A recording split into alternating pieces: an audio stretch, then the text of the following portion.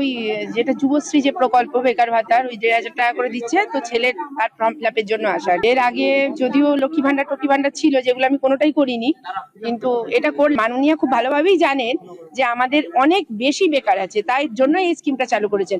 সরকারের লজ্জা, আমাদের সাধারণ মানুষের নয়।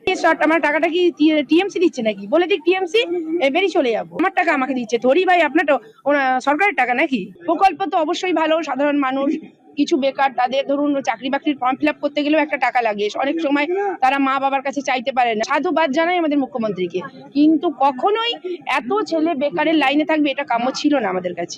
তার জন্য আসিনি, আমার এটা হক, আমার তৃণমূল দেয়নি, আমাকে দিচ্ছে সরকার। সরকারের জিনিসটা আমার হক, আমি তৃণমূল সরকারের কাছে এসেছি, নট তৃণমূল। আমাদের পাশে থাকতে সাবস্ক্রাইব করুন আমাদের ইউটিউব চ্যানেলটি ও ফলো করুন আমাদের ফেসবুক পেজটি। লাইক, শেয়ার ও কমেন্ট করতে ভুলবেন না। কলকাতা মিরর, পাশে থাকে, পাশে রাখে।